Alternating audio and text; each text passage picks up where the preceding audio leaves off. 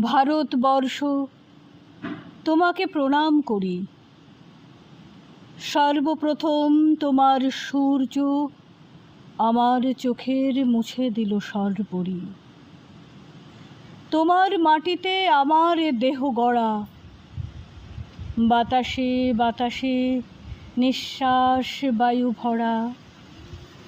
আকাশে আকাশে ওই যে নিবিড় নীল, মনের সঙ্গে অদ্ভুত ওর মিল। এখানে দিনের স্পষ্ট আলোক আসে, রাতের আকাশ অকৃপণ হাসি হাসে। এখানে নদীর ক্ষীরতোয়া খরবেগ, জল সঞ্চিত পুঞ্জিত কালো মেঘ অকৃপণ।